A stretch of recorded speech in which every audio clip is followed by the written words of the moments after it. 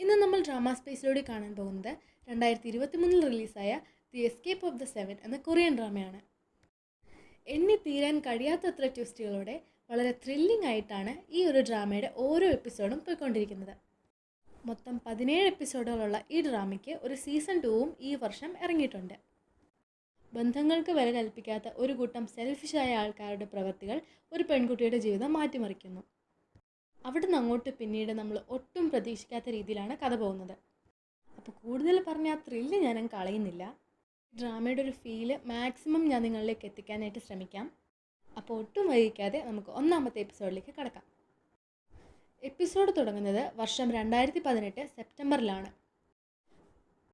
ഗ്രാമത്തിലെ ഒരു സാധാരണ വീട്ടിൽ വളർന്ന തൻ്റെ സ്വന്തം മകളെ കൂട്ടിക്കൊണ്ടു പോകാൻ വന്നിരിക്കുന്ന രാഹയെയാണ് കാണിക്കുന്നത്. രാഹയ്ക്ക് വളരെ ചെറുപ്പത്തിൽ തന്നെ തൻ്റെ മകൾ ദാമിയെ നഷ്ടപ്പെട്ടതാണ്. അവളെ വളർത്തി വലുതാക്കി ഇന്ന് ഈ കാണുന്ന ദാമിയാക്കിയത് അവളുടെ അഡോപ്റ്റീവ് പേരൻസായ മിസ്റ്റർ ലീയും മിസ്സസ് ലീയുമാണ്. രാഹി പറയാണ്, നിങ്ങൾക്ക് സങ്കടമുണ്ടെന്നറിയാം, പക്ഷേ എൻ്റെ മോളെ എനിക്ക് കുറച്ച് നാൾ എൻ്റെ കൂടെ നിർത്തണമെന്ന് വലിയ ആഗ്രഹമുണ്ട്. ഈ സമയം മിസ്സസ് ലീ പറയാണ്, ദാമിയെ കഴിഞ്ഞ 15 വർഷം ഞങ്ങൾ ഒരു വിഷമം അറിയിക്കാതെ സ്വന്തം മോളെ പോലെയാണ് വളർത്തിയത്. കൂടാതെ ദാമിക്ക് 5 ഹാർട്ട് സർജറി കഴിഞ്ഞതാണെന്നും അവളുടെ ഹാർട്ടിൽ സ്റ്റെൻ്റ് ഉണ്ട്, അതുകൊണ്ട് മഴ നനയാൻ പാടില്ല എന്നും മിസ്റ്റർ ലീ പറയാണ്. അവരുടെ ആ സംസാരത്തിൽ നിന്ന് നമുക്ക് മനസ്സിലാക്കാം ദാമിയെ അവരെന്തുമാത്രം സ്നേഹിക്കുന്നുണ്ടെന്ന്. എല്ലാം ഞാൻ ശ്രദ്ധിച്ചോളാം എന്ന് പറയുന്ന രാഹിയോട്, വാ നമുക്ക് പെട്ടെന്ന് പോവാം, ഇങ്ങനെ സംസാരിച്ച് നിന്നാൽ ഇവിടെ നിൽക്കത്തേ ഉള്ളൂ, ഇത്രയും നാളും എന്നെ നോക്കിയതിന് നന്ദി എന്നൊക്കെ പറഞ്ഞ് പോകുന്നതിൽ തീരെ സങ്കടമില്ലാത്ത പോലെ പെരുമാറുകയാണ് ദാമി. പക്ഷെ പോകാനായി കാറിൽ കയറിയതോടെ ദാമിയുടെ മുഖം മാറുകയാണ്. സത്യത്തിൽ അവൾക്ക് നല്ല രീതിയിൽ സങ്കടമുണ്ട് അവരെ വിട്ടു പോരുന്നതിൽ. പക്ഷെ അവർ വിഷമിക്കാതിരിക്കാനായിട്ടാണ് അവൾ അങ്ങനെ പെരുമാറിയത്. അവൾ പോയതോടെ അവിടെ നിന്ന് പൊട്ടിക്കരയാണ് ദാമിയുടെ പേരൻസ്. അത്രയധികം അവർ അവളെ സ്നേഹിച്ചിരുന്നു. അവർക്ക് ദാമി ഒറ്റ മോളായിരുന്നു. അടുത്ത സീനിൽ സോളിലുള്ള പുതിയ വീട് കണ്ട് ആകെ അമ്പരന്ന് നിൽക്കുകയാണ് ദാമി. അവളുടെ പേരൻസ് അവൾക്കായി ഒരു ഫിഷ് ടാങ്ക് ഗിഫ്റ്റ് ചെയ്തിരുന്നു. അതിനുള്ളിൽ അവരുടെ ഗ്രാമത്തിലെ വീടിൻ്റെ ഒരു റെപ്ലിക്ക കൂടി ഉണ്ടായിരുന്നു. ആ സമയം രാഹി പറയാണ്, ഈ ഫിഷ് ടാങ്ക് ഈ വീടിൻ്റെ ഇൻറ്റീരിയറിന് മാച്ച് ആവാത്തതുകൊണ്ട് വേണ്ടെന്ന് ഞാൻ പറഞ്ഞതാണ്, പക്ഷെ നിൻ്റെ പേരൻസ് ഇതിവിടെ കൊണ്ടുവന്നേ അടങ്ങത്തുള്ളായിരുന്നു. കൂടാതെ ഞാൻ വീട്ടിൽ നിന്ന് അധികം കഴിക്കാറില്ല. വീട്ടിലുണ്ടാക്കുന്ന ഫുഡിൻ്റെ സ്മെല്ല് എനിക്കിഷ്ടമല്ല. നമ്മൾ ഒരു വീട്ടിൽ താമസിച്ചാലും ഞാൻ വരുമ്പോൾ മിക്കപ്പോഴും രാത്രിയാവും, അല്ലെങ്കിൽ മിക്കപ്പോഴും ബിസിനസ് ട്രിപ്സൊക്കെ ഉണ്ടാവാറുണ്ട്. അങ്ങോട്ടും ഇങ്ങോട്ടും നമ്മൾ എപ്പോഴൊന്നും കാണണമെന്നില്ല. ഇപ്പോൾ നമുക്ക് നിൻ്റെ ഗ്രാൻഡ് പേ കാണാൻ പോകണം, വേഗം റെഡിയാവ് എന്ന് ദാമിയോട് പറയാണ് രാഹി. അടുത്ത സീനിൽ ചെറി എന്ന പേരുള്ള ഒരു എൻ്റർടൈൻമെൻറ്റ് കമ്പനി കാണാം. അവിടെ എന്തോ ആഘോഷം നടക്കുകയാണ്. അതിൻ്റെ CEO ആയ ജിൻമോ സൂജി എന്ന ആക്ട്രസിനെ എല്ലാവരുടെയും മുന്നിൽ ഇൻട്രൊഡ്യൂസ് ചെയ്യുകയാണ്. പെട്ടെന്ന് അവിടേക്ക് കുറേ ആൾക്കാർ വന്ന് അവിടെ എല്ലാം അടിച്ച് തകർക്കാണ്. അവർ വന്നത് കങ് എന്ന ഒരാൾ പറഞ്ഞിട്ട് സൂജിയെ കൊണ്ടുപോകാനായിരുന്നു. അവൾ മുൻപ് കങ്ങിൻ്റെ കമ്പനിയിലെ ആളായിരുന്നു. കോൺട്രാക്ട് കഴിഞ്ഞതോടെ ജിൻമോയുടെ കമ്പനിയിൽ ചേരാനായിട്ട് നോക്കിയതാണ് സൂജി. അതിലെ ഒരാൾ വന്നിട്ട് കങ് നിനക്കൊരു ഗിഫ്റ്റ് അയച്ചിട്ടുണ്ട് എന്ന് പറഞ്ഞ് ഒരു കത്തി എടുത്ത് ജിൻമോയെ കുത്താണ്. ആ കുത്തിയ ആളുടെ പാതി മുഖം CCTVയിൽ പതിയുന്നുണ്ട്. അതിനുശേഷം ഹോസ്പിറ്റലിൽ ഇരുന്ന് ന്യൂസ് കാണുന്നുണ്ട് ജിൻമോ. തൻ്റെ കമ്പനി ആളെ വിട്ട് അറ്റാക്ക് ചെയ്തതിൻ്റെ പേരിൽ കങ്ങിനെ അറസ്റ്റ് ചെയ്യുന്നത് കണ്ടിട്ട് സന്തോഷിക്കുകയാണവൻ. ആ സമയം അവൻ്റെ അടുത്ത് സുജിയും ഉണ്ടായിരുന്നു. പിന്നീട് കണ്ണ് തുറക്കുന്ന ജിൻമോ കാണുന്നത് ഡോഹ്യൂക്ക് എന്ന ഒരാളെയാണ്. ജിൻമോയെ കുത്തിയതും ഇതേ ഡോഹ്യൂക്കായിരുന്നു. ഇവിടെ നമുക്ക് മനസ്സിലാകും ജിൻമോ പറഞ്ഞിട്ട് തന്നെയാണ് ഡോഹ്യൂക്കും അവൻ്റെ ആൾക്കാരും കമ്പനിയിൽ വന്ന് പ്രശ്നം ഉണ്ടാക്കിയത്. അവൻ ജിൻമോയെ കുത്തിയതുപോലും വലിയ പരിക്കുകൾ ഉണ്ടാവാത്ത രീതിയിലായിരുന്നു. അതെല്ലാം കങ്ങിനെ കൊടുക്കാൻ വേണ്ടിയിട്ടുള്ള നാടകമായിരുന്നു. ഡോഹ്യൂക്ക് അവൻ ചെയ്ത പണിക്കുള്ള കാശ് വാങ്ങാനായിട്ട് വന്നതായിരുന്നു. അവനോട് ജിൻമോ നാളെ വാ നിൻ്റെ കാശ് തന്നേക്കാം എന്ന് പറയാണ്. വീട്ടിൽ നിന്ന് കൊണ്ടുവന്ന സാധനങ്ങളുടെ കൂടെ മിസ്സസ് ലീ ദാമിക്ക് വേണ്ടിയിട്ട് അവൾക്ക് ഇഷ്ടപ്പെട്ട ഫുഡൊക്കെ ഉണ്ടാക്കി കൊടുത്തു വിട്ടിരുന്നു. അത് കണ്ടപ്പോൾ അവൾ വല്ലാതെ ഇമോഷണൽ ആവാണ്. ആ സമയം നമുക്കൊരു ഫ്ലാഷ് ബാക്ക് സീൻ കാണാം. രാഹിയെ ആദ്യമായി കാണുന്നത് വരെ അവളെ അഡോപ്റ്റ് ചെയ്തതായിരുന്നു എന്ന് ദാമിക്ക് അറിയില്ലായിരുന്നു. രാഹി വന്ന് അവളെ കൂട്ടിക്കൊണ്ടു പോകാൻ ആഗ്രഹിക്കുന്നു എന്ന് പറഞ്ഞപ്പോൾ വരാൻ പറ്റില്ല എന്ന് തന്നെയായിരുന്നു ദാമി ആദ്യം പറഞ്ഞിരുന്നത്. അതിന് കാരണം പറഞ്ഞത് അവൾക്ക് അവളുടെ അച്ഛനെയും അമ്മയും പിരിഞ്ഞിരിക്കാൻ സാധിക്കില്ല എന്നായിരുന്നു. നിന്നെ ഞാൻ തിരഞ്ഞു നടക്കാത്ത സ്ഥലമില്ല. ഇത്രയും വർഷങ്ങൾക്ക് ശേഷം അവസാനം കണ്ടുപിടിച്ചു. എനിക്ക് നീ ഇല്ലാതെ ജീവിക്കാൻ സാധിക്കില്ല. അറ്റ്ലീസ്റ്റ് കോളേജിലേക്ക് പോകുന്നതിന് മുന്നേ വരെയെങ്കിലും എൻ്റെ കൂടെ നിന്നോടെ എന്നൊക്കെ രാഹി കരഞ്ഞ് പറയാണ്. എന്നിട്ടും ദാമി വരില്ല എന്ന് മനസ്സിലാക്കിയ രാഹി ദാമിക്ക് ഹാർട്ട് പ്രോബ്ലം ഉണ്ടായിരുന്നത് കൊണ്ട് തന്നെ ഹോസ്പിറ്റൽ ചെലവ് മൂലം ഒരുപാട് കടം ഉണ്ടായിരുന്നു ദാമിയുടെ പേരൻസിന്. അതൊക്കെ ഞാൻ വീട്ടാം, പകരം എൻ്റെ കൂടെ നീ വരണം എന്ന് പറയാണ്. ഈ ഒരൊറ്റ കാരണം കൊണ്ടാണ് ദാമി അവളുടെ യഥാർത്ഥ അമ്മയുടെ കൂടെ പോകാൻ സമ്മതിച്ചത്. കാരണം അവൾക്കറിയായിരുന്നു അവളുടെ അച്ഛനും അമ്മയും കടങ്ങൾ മൂലം എന്തോരം കഷ്ടപ്പെടുന്നുണ്ടെന്ന്. ഫ്ലാഷ് ബാക്കിന് ശേഷം പ്രസൻറ്റിൽ റാഹി അവളുടെ അസിസ്റ്റൻറ്റിനോട് സൂജിയുടെ കാര്യം സംസാരിക്കുകയാണ്. റാഹി LH മീഡിയ എന്ന ഡ്രാമ പ്രൊഡക്ഷൻ കമ്പനിയിലെ CEO ആണ്. റാഹിയുടെ പുതിയ ഡ്രാമയിൽ സൂജി ആയിരുന്നു മെയിൻ ആക്ട്രസ്. ജിൻമോയുടെ കമ്പനിയിലേക്ക് മാറിയതോടെ സുജി ഓരോ എപ്പിസോഡിനും വളരെ വലിയ തുകയാണ് ഡിമാൻഡ് ചെയ്യുന്നത്. ഇത് കാരണം അവൾ വളരെ ടെൻസ്ഡ് ആയിരുന്നു. ഈ ഡ്രാമയിൽ സുജി ഉള്ളതുകൊണ്ടാണ് അവർക്ക് ഇൻവെസ്റ്റ്മെൻറ്റ് വരെ കിട്ടിയത്. അതുകൊണ്ട് തന്നെ സുജിയെ കാസ്റ്റിൽ നിന്ന് മാറ്റാനും പറ്റില്ല. റാഹിയുടെ ദേഷ്യം കൊണ്ട് തന്നെ അവിടെ കിടന്ന് അവൾ അലറുകയാണ്. ആ ശബ്ദം കേട്ടാണ് ദാമി ഇറങ്ങി വരുന്നത്. അവർ ദാമിയുടെ ഗ്രാൻഡ്പയുടെ വീട്ടിലേക്ക് ഉടനെ തന്നെ പോവാണ്.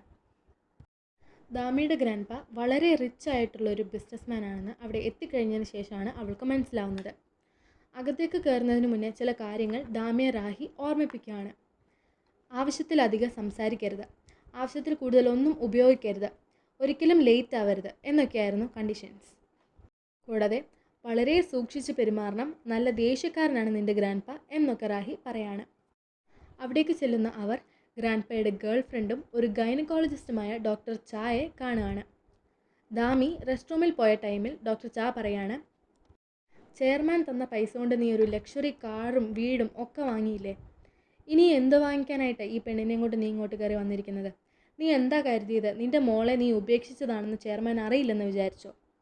ഈ സമയം റാഹി പറയാണ്, അവളെ ഞാനല്ല, ചെയർമാൻ്റെ മകൻ തന്നെയാണ് ഉപേക്ഷിച്ചത്. ഞാൻ അവളെ വളർത്തിക്കൊണ്ട് വരികയായിരുന്നു, പക്ഷെ അറിയാതെ എൻ്റെ കയ്യിൽ നിന്ന് അവൾ നഷ്ടപ്പെട്ടു പോയതാണ്.